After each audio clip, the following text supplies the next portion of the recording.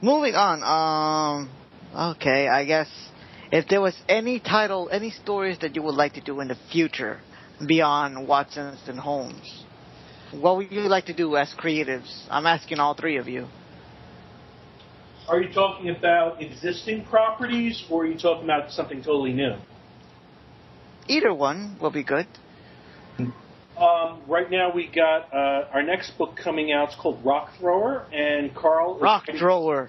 Yes. That sounds awesome. I mean, finally, a hero for the ages who had the most simplest superpower since Hal Jordan's Hal Jordan punch. Karl is writing it. It was basically a story that I came up with, and I handed it off to Karl. But it's basically, it's about a down-and-out Jewish baseball scout who's watching the news and sees a Palestinian kid throwing rocks at Israeli soldiers and decides to go to Israel to recruit him as a baseball pitcher. Oh, wow. It's 6 issues. Right now we're going through issue number 3. So it has layouts by David Ross, who used to do a lot of Marvel stuff. And it has Gene DeChico, who's an old friend of mine from college, who's doing the finishes, and a great colorist named Ivan Santillan, who's really tying the thing together. Just really some beautiful stuff. Yeah. We have another series that's done by F. Lee that's on our website called Justice is Nocturnal, and it's basically Greek mythological creatures in a crime noir story. So it's free, and you could check it out, twice a week, Mondays and Fridays, and just go to ParadigmStudios.com and look for Justice is Nocturnal. The art is really beautiful. It's very different and stylized, but it's very it's all in black and white. It's really nice and rent shaded. It's really beautiful stuff. When I'm actually picturing this Greek mythology and crime noir, I'm picturing somehow one of the stories is going to deal with Zeus just end up screwing the wrong chick. That's your typical Wonder Woman story right now. That's what it is. Like, oh. But think, King of the Gods should have used the Jimmy. Jimmys. Just think really mostly griffins, sphinxes and centaurs and other of those unique Greek mythological creatures as actual characters. That's cool. That's pretty rad. And Karl, do you have anything else going on the pipeline? Well, I just wanted to add to what Brandon said. You can read the first issue of The Rock Thrower for free on the new Paradigm Studios website. Yep. Under the free read section. I am writing an 8-page Frankenstein story for an anthology put out by Red Stylo Media that's called Unfashioned Creatures, and it's going to be a collection of Frankenstein anthology stories by different creators in the comic book industry, a lot of independent creators. Wow. And that'll be out in time for New York Comic Con. That's cool. Oh. Maybe cool. We'll check. Yeah, if you have a booth, maybe we'll check it out. Okay. And finally, Rick, any other projects that you're going to be part of? Well, I think I'm going to press on with some more Sherlock Holmes things for Brandon. I'm trying to sell him on a military strip too. It's very cool looking. It's very cool looking. I just got a feeler from DC about an issue of Suicide Squad. I can't wait. Yeah. Suicide! It's a suicide! I've got the Everybody loves filling in one issue. Oh god. No, hopefully you don't pitch the military strip as Rambo or as Team America World Police. Those are two bad examples of military. This is actually me kind of getting on the soapbox a little bit and being, the danger in this idea is being ultimately too respectful of the military. So. Oh yeah, that's to glorify the military works rather than respect them. I'm trying to avoid too much reverence. Actually, is the problem. Are we actually going to be talking about military industrial complex stuff? No, I'm talking about the front lines. Mere people who were just persons out in the world become icons and legends on the battlefield. Am I saying it right? Icons and legends on the battlefield. They made it be in a video game.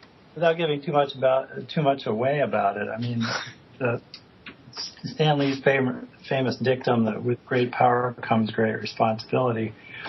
And great merchandising. Think about the ordinary person who enlists in the military. That's an act of taking responsibility where power comes later. So yeah. I think, from my experience, I think most of the problem comes from a military complex, that how certain media kind of warps it around. Like, Fox News parades some of these guys as, like super bad people who go around. But at the same time, a lot of these people are probably just trying to get away and move away from the war aspect, because it kind of ruins you. I mean, from a lot of books and people told me. Well, I think a lot of these guys are kind of much. I'm looking for the right word, but humble comes pretty close. But I think these guys. Yeah. I think these guys have a very realistic view of the job that they're doing, limitations of that job, and limitations of themselves in that job. And I think I'd like to get to that a little bit. Yeah, that'd be cool. That'd be a cool read if possible. All right. So with that, want to offer some final thought?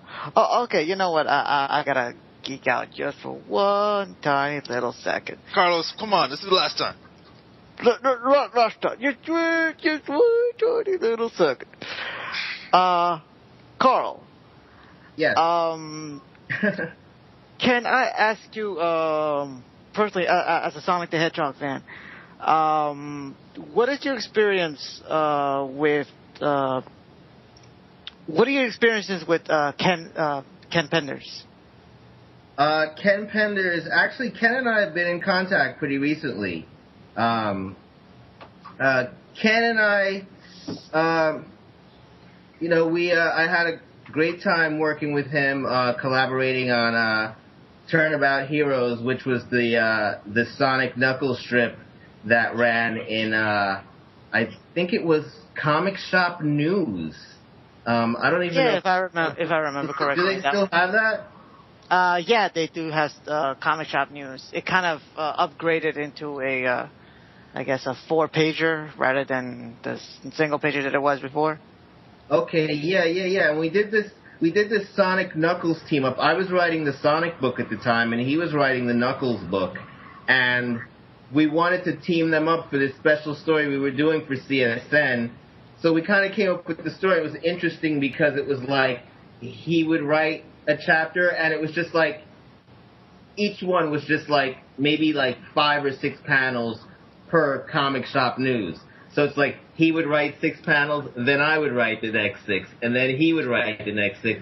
And it was just like a really interesting way to work.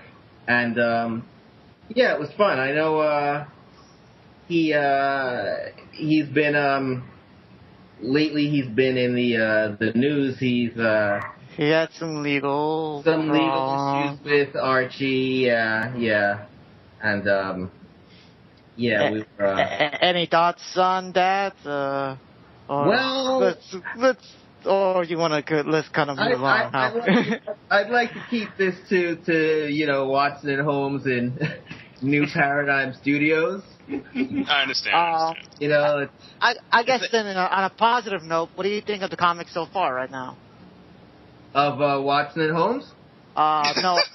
Oh, yes. Well, what do you think of? That's great. I think we just keep getting better every issue. Yes. Cool. So, of Sonic the Hedgehog? Yeah, that's what I was going for. Actually, but let's keep plugging Watson and Holmes. What's that? Let's keep plugging Watson and Holmes. Why Sonic the Hedgehog when you can get Watson and Holmes? Our New Paradigm Studios, it comes in black and white color and in now roach flavor sensitive covers. Actually, I haven't read the Sonic comic since I stopped writing it. I haven't, really followed it. That's how every writer has been. I mean, God knows if Stan Lee remembers anything that he created. I'm gonna be. Why? I think Stan Lee gets monthly reminders of the things that he created. Man. People like he's watching TV. Ah, I remember that. That's a Spider-Man thingy I did. That's him. I remember that one. I took that idea from Kirby years ago. I wonder how's he doing. He probably got canceled. He probably is. He's probably all right. Yes. So I guess that bids Bookshelf adieu, I believe, right? C/? Yeah, pretty much. So thanks very much for showing up on our humble podcast and talking about your works and I guess a bit of your lives as well. And I guess so, Vasilius. Yeah. When does Sherlock and Holmes come out on a weekly basis? Weekly, monthly? Watson and Holmes, the first issue, will come out July 17th at local comic book stores. Also, right now, issue 2 is under pre-order. So, if you're interested in the book, I would say just go to your local shop and just reserve a copy. It'll be out monthly. So, the first 4 issues is just this main storyline, and then afterwards we're going to have one-shots with different stories. So we have Chuck Dixon, we have Brandon Easton, and we have Stephen Grant and Hannibal Taboo, each doing one-shots. That's cool. Oh, very interesting. And will there be variant types, like color only or black and white only?